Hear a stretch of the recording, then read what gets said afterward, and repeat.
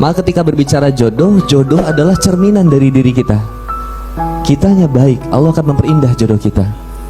Bagaimana kemudian kita menginginkan seseorang yang terbaik? Allah akan memberikan yang terbaik ketika kita senantiasa membuat diri kita lebih baik di hadapan Allah Subhanahu wa taala. Ini Anda pernah ragu dulu, Bib. Ini kisah nyata. Sedikit lah. Jadi saya hopeless dulu. Hopeless dalam arti putus asa. Karena saya ngerasa hidup saya ini udah rusak, kacau, gak layak buat ngedapetin wanita solehah yang orang-orang juga impikan, orang-orang yang udah hijrah tuh impikan. Saya hopeless yang akhirnya ya gimana ya, saya ngelihat cewek hijab tuh udah jadi kayak udah gak pantas lah saya dapetin yang begitu gitu. Yang cantik hijab, solehah kayaknya udah gak banget gitu. Gak bisa saya dapetin yang begitu. Karena ingat saya sadar diri saya orangnya buruk gitu. Tapi subhanallah, justru Allah pertemukan saya dengan seorang yang luar biasa. Teh Rini ini adalah teman SMP saya. Ketemu gede. Dan ketika ketemu gede, dia udah dihijab. Dan subhanallah, cantiknya memang luar biasa. Pada saat itu siapa mata laki-laki mana yang tidak tertarik dengan kecantikannya? Dan ketika saya berusaha mendekatinya, saya ngerasa ya Allah nggak pantas saya. Karena saya pernah begini. Dia tuh kayaknya perfect banget di mata saya. Saya cuma minta waktu itu sama ibu, saya pengen benar-benar tobat. Waktu itu saya ambil air, kemudian saya cuci kakinya, saya peluk ibu saya sun keningnya, lalu saya bilang sama ibu saya, Bu, doain ya, Boni pengen punya istri yang bisa membimbing Boni dalam kehidupan Boni. Saya cuma kebalik, biasanya Ahwat yang doa gitu, pengen punya suami yang bisa membimbingnya, tapi saya pengen punya istri yang bisa membimbing saya buat ngajarin sholat, ngajarin ini, ngajarin itu, buat bisa baca Quran. Saya pengen punya istri yang terbaik, Bu, pengen punya istri yang dihijab. Saya nggak pernah punya pacar yang dihijab, nggak pernah berada. Anak pacaran dari SD. Banyak teman-teman. Iya, yang lalu biarlah berlalu, teman. Akhirnya anak minta ya aku doain ibu, aku mandi pengen punya istri yang soleha. Doa ibu, brother, ini anak yakini seandainya engkau seorang yang jomblo, kau laki-laki, maka pertama kali kau jangan memuliakan pacar. Tinggalkan pacar, Bu, muliakan ibumu. Kan berusaha memuliakan ibu, menghapus setiap air mata ibu, anak peluk ibu setiap waktu, setiap mau berangkat anak ciumin, minta doa, Bu, doain ya. Sampai akhirnya Anda berlatih sholat, belajar jaga sholat. Anda tahu Anda ngerasa rusak, buruk. Tapi qadarullah, Allah persatukan kemudian dengan dia. Ketika sudah bersatu, singkat cerita kami menikah. Ketika kami menikah, satu pertanyaan yang saya ucapkan kepada istri saya, Mam, kan manggilnya papa sama mamam ya. Maaf ya.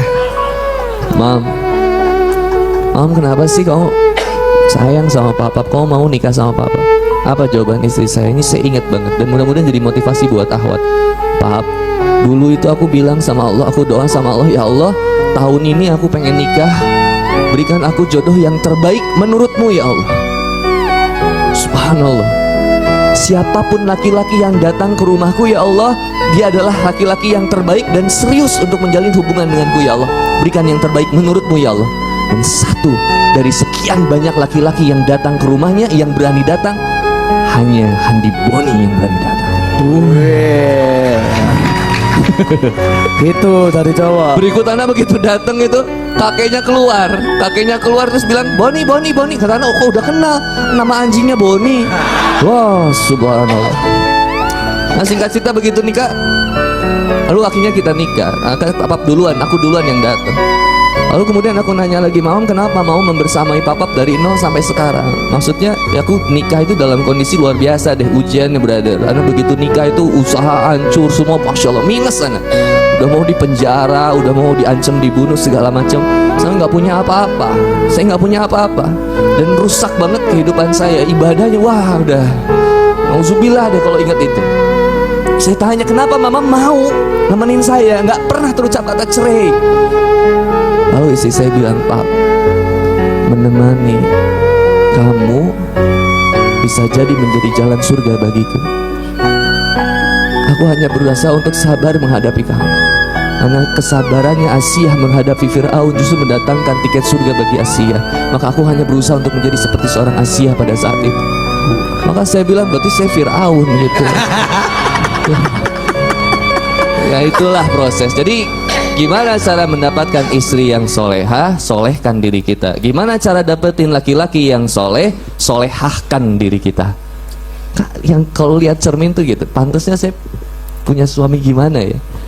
Jangan kemudian menilai saya pengen suami kayak Habib Anis, saya pengen punya suami kayak Kang Handi Boni. Enggak, kau bisa jadi mendapatkan laki-laki yang lebih baik dari kami. Susah Ustaz.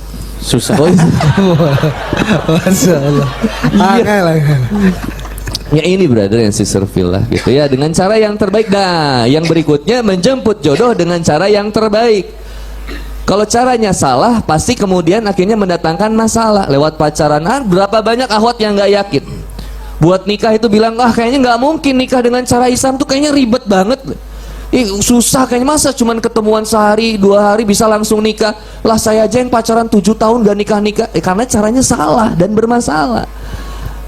Maka Islam itu sudah menjadi solusi bagi kehidupan kita. Maka dengan cara yang terbaik untuk menjemput jodoh yang terbaik insya Allah. Mungkin itu dulu dari Kang Boni.